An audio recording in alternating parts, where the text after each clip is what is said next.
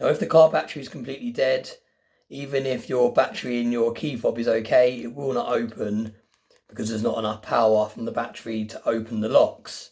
Now if you turn around your key, you have a little button here that you can push in. Push that button in and this slides out, and this can be used to manually open the door.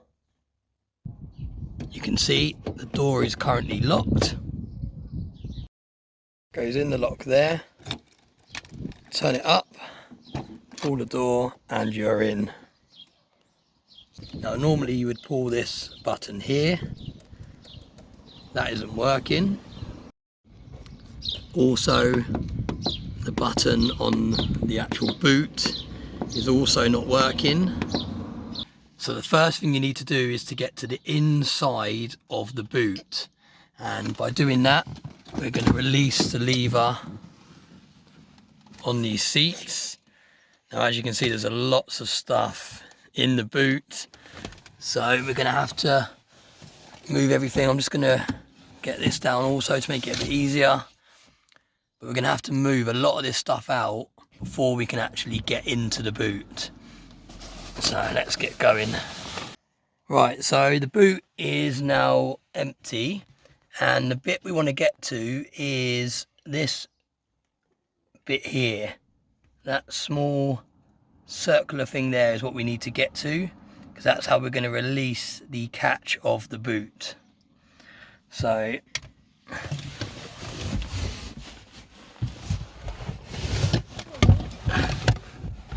let's climb in here. Daddy, I need help. Come on, you can fit into. I can't. Right, I'm going to set the camera up and then I'll show you how to release this.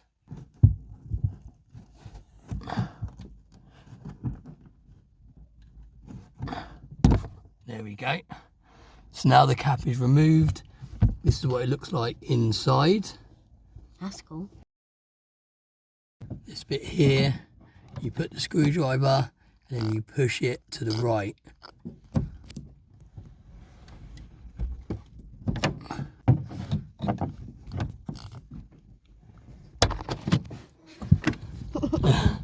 And there we go, that has released the latch of the boot. Oh my, Daddy, I wouldn't get. First of all, you want to lift up this.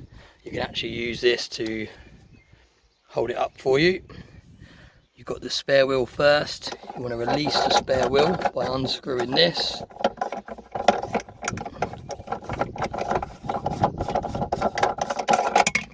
That will come off completely. And then you want to pull out the spare wheel.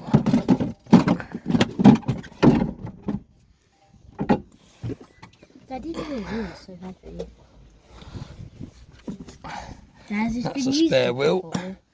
And then underneath the spare wheel is where you'll find your battery. This cover just comes off. And there is the battery for your vehicle. Next you attach the positive to the positive side of the battery. You can see on the case there it's got a big positive marker, and then the negative I've just earthed on a screw that was coming out of the boot, which is there. I believe you can also use this one here.